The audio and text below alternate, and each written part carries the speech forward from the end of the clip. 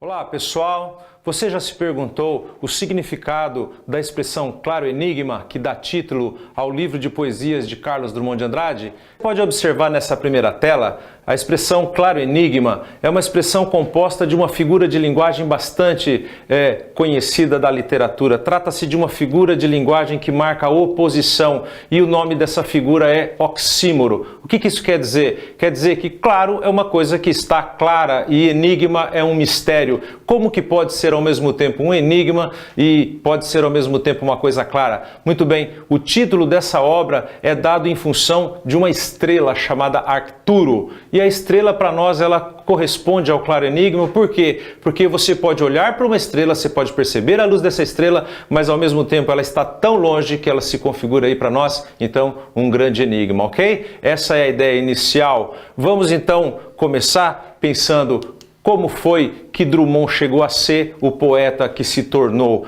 Como todo mundo, o Drummond teve na sua vida e na sua obra algumas fases. Nós começamos a partir da primeira fase dele, chamada fase gauche. A palavra gauche, ela vem do francês e significa desajustado, aquele que não se encaixa, aquele que não se ajeita, aquele que não se reconhece como parte do todo. Muito bem, essa fase do Drummond corresponde à fase do poeta jovem, assim como nós, quando somos adolescentes, somos desafiadores, nós somos duvidosos, nós somos irônicos, a gente critica e condena a existência da forma como ela é, nós não concordamos com a sociedade, não concordamos com as regras, isso é bastante natural e, aliás, saudável, que a gente questione o universo ao nosso redor. Essa fase é marcada, como você pode ver aqui, o eu maior que o mundo, ou seja, ele tem o humor, o individualismo, usa muito da ironia. Os poemas escritos nessa fase também são reflexões metapoéticas e em alguns momentos existenciais, ok? As obras principais desse primeiro momento são os livros Alguma Poesia e Brejo das Almas. Vamos passar para a segunda fase.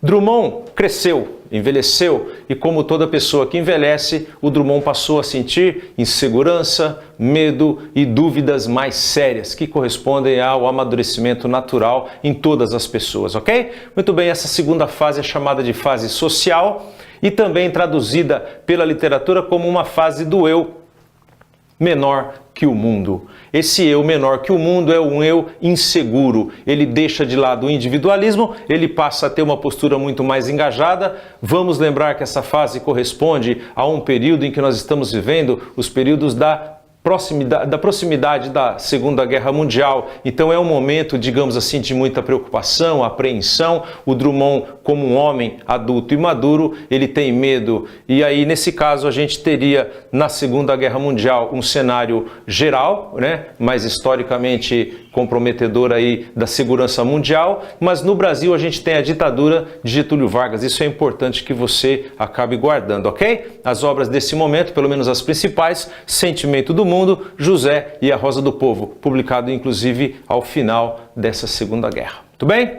A fase do não corresponderia à terceira fase do Drummond e é uma fase que a gente diz que ele está aí igual ao mundo. E o que é esse igual ao mundo? É uma fase de compreensão, é uma fase de aceitação, é uma fase em que ele vai trabalhar uma poesia reflexiva, mais metafísica, um pouco mais profunda. E nesse momento nós vamos encontrar na obra do Drummond também o que nós chamamos de desencanto. Esse desencanto ele se dá em vários sentidos, mas principalmente o desencanto no nível político, ou seja, nós temos um homem que percebe que não é capaz de mudar absolutamente nada no mundo que o cerca. Essa espécie de desespero, esse desencanto é o que permeia essa obra. E aqui se insere a obra em questão que nós estamos trabalhando, Claro Enigma, a vertente filosófica pessimista, principalmente pessimista, porque o livro foi publicado no pós-guerra. Nós estamos vivendo um período conhecido como Guerra Fria. É um momento de ameaça, é um momento de angústia, é um momento de incerteza e o poeta revela esses sentimentos todos nessa obra que ele publica então em 1951, ok? Além dessa, Fazendeiro do Ar, e a gente vai encontrar também a obra Lição de Coisas. Olá! A estrutura da obra é como aparece para você aí. Ele tem, na verdade, 6 partes. Cada parte ela é motivada tematicamente por uma área de interesse do autor. Então nós temos aqui Entre lobo e cão, notícias amorosas, o menino e os homens, selo de Minas, os lábios cerrados e a máquina do mundo. Nós vamos fazer o seguinte na nossa análise, vamos passar por alguns poemas retirados assim da obra, de modo que você possa perceber o espírito que preside essa junção, essa construção poética da obra Claro Enigma. Muito bem, o poema Dissolução, você tem aqui um trecho, acompanhe comigo. Escurece e não me seduz tatear sequer uma lâmpada, pois que aprouve ao dia findar, aceito a noite. Braços cruzados, imaginação, falsa demente, já te desprezo. E tu, palavra, no mundo perene trânsito, calamo-nos e sem alma, corpo és suave. O que interessa desse poema para nós é a expressão aceito a noite. Para nós, a figura da noite em Claro Enigma deve ser entendido como um momento em que as coisas vão ficar mais complicadas. O período da noite é a obscuridade, é a incerteza e é a dúvida. Aceito a noite também tem correspondência com a fase da vida que seria a velhice, a proximidade da morte. A aceitação que o poeta faz da vida como ela é, da vida com a sua natureza, das suas exigências e a inexorabilidade do fato de que todos um dia vamos morrer. Esse poema profundamente discute a nossa capacidade de aceitar as piores coisas que a vida nos reserva da forma como elas vêm na sua ordem natural. Muito bem. Bom, vamos agora então ao nosso próximo texto, Cantiga de Enganar. É só um trechinho para você observar a tarefa da construção poética que Drummond faz nesse momento. O mundo, meu bem, não vale a pena, e a face serena vale a face torturada. Há muito aprendi a rir. De quê? De mim ou de nada? O mundo valer não vale. Do ponto de vista temático, o que a gente percebe é o desencanto do poeta diante da realidade. Então a vida não vale a pena, o mundo não vale a pena, significa que a sua reflexão o levou a essa conclusão bastante pessimista, mas bastante realista, levando-se em conta o período em que o poeta está vivendo, que corresponde a um período de incertezas. Agora, do ponto de vista formal, vamos chamar atenção para a construção das três primeiras linhas que compõem aqui o poema O mundo, meu bem, não vale. Somadas essas três linhas, nós temos 7 sílabas poéticas que correspondem a uma redondilha maior. A estrutura é moderna, então isso faz do Drummond um poeta moderno que aproveita muito bem a conquista do modernismo, embora esteja usando um verso tradicionalmente antigo, que é o verso de redondilha maior, ele acaba fazendo um uso bastante moderno, fazendo essa construção, que a gente encontra também em outros autores, mas principalmente nesse poema ficou bastante destacado, ok? Vamos para o próximo texto. É um poema clássico. Se você observar a estrutura desse texto, trata-se de um soneto. E o soneto, como você deve se lembrar, é uma forma clássica tradicional fixa, 14 versos, normalmente decassílabos, organizados em 2 quartetos e 2 tercetos. O que chama atenção nesse soneto é que o soneto, normalmente, ele é fruto de um trabalho bastante cuidadoso do poeta, bastante organizado, um trabalho bastante técnico, mas esse texto em questão tem como título Oficina Irritada. Então, o que o poeta está querendo nos dizer com isso? Que fazer as coisas definitivamente calculadas, pensadas e organizadas é algo que, na condição que ele se encontra, é algo que enche o saco, é algo que cansa, e ele expressa todo esse cansaço dizendo da seguinte maneira: eu quero compor um soneto duro, como poeta algum ousar escrever. Eu quero pintar um soneto escuro, seco, abafado, difícil de ler. Quero que meu soneto, no futuro, não desperte em ninguém nenhum prazer, e que, no seu maligno ar imaturo, ao mesmo tempo saiba ser, não ser. Esse meu verbo antipático e impuro há de pungir, há de fazer sofrer. Tendão de Vênus sob o pedicuro, ninguém o lembrará, tiro no muro, cão mijando no caos, enquanto Arturo, claro enigma, se deixa surpreender. Aí está a resposta que nós precisávamos. De onde vem a expressão claro enigma? Referência à estrela Arturo, um claro enigma para a humanidade. Podemos ver, sabemos que existe, mas não temos ideia de como existe, de como funciona, ok? Para chamar a atenção de vocês para a parte técnica do poema, trata-se de um soneto que discute o próprio ato de escrever. Classifica-se então como um soneto metalinguístico, ok? Próximo texto É o único poema em prosa que consta do livro. E é bom saber, esse poema foi dedicado para um dos maiores poetas da modernidade, que é o Mário Quintana. Quintana's Bar. Eu pus aqui para você um trecho. Num bar fechado há muitos anos, encontro o poeta Mário Quintana.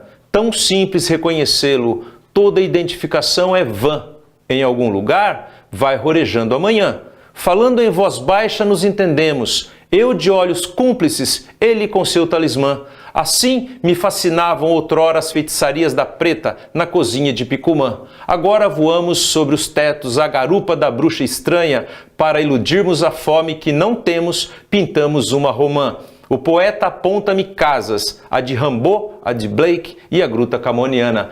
Perceba você a interessante criação poética que Drummond faz nesse texto ao fazer referência ao grande Mário Quintana, um grande poeta da modernidade. Nós percebemos nesse texto um conteúdo surreal. Para iludirmos a fome que não temos, pintamos uma romã. Toda a construção do poema aqui passa por uma concepção surreal da existência. Voar a garupa de uma bruxa, por exemplo, é algo bastante inóspito, bastante diferente daquilo que a gente espera de um poeta conservador, que aqui não é o caso de Drummond.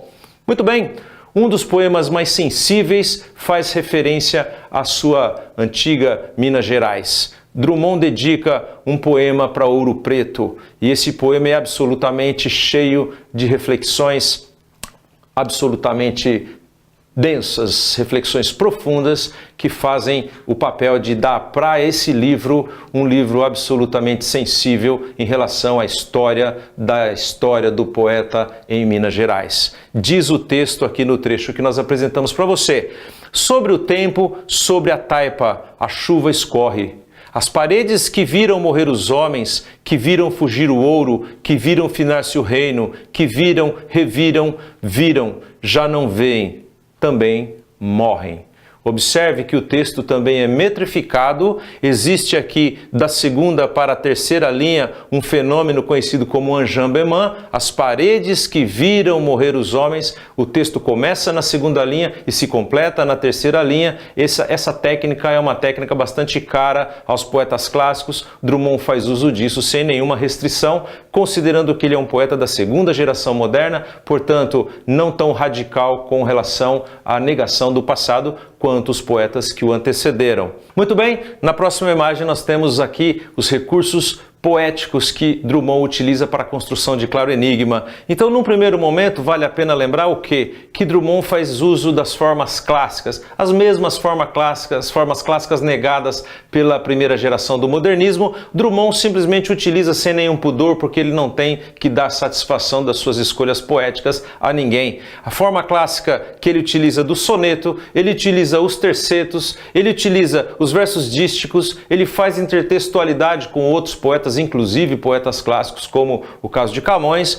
Ele acaba utilizando os mitos, da mitologia grega e da mitologia romana, e ele tem influência da poesia classicista, ou seja, ele usa a métrica, ele usa a rima, ele usa o verso alexandrino, ele usa o verso decassílabo, sem nenhum problema com relação a essa coisa do tradicional na poesia moderna. Por outro lado, Drummond não abre mão das conquistas modernas, que seriam aí o uso do verso livre, a questão dos períodos longos, a questão dos poemas prosaicos e também referência à metalinguagem, poesia discutindo a própria poesia, o ato de criar a poesia, como é o caso da Oficina Irritada que a gente leu há pouco. E também nós temos aqui uma influência do surrealismo que faz a referência às bruxas e a romã no poema dedicado a Mário Quintana. Ok? Muito obrigado, é isso.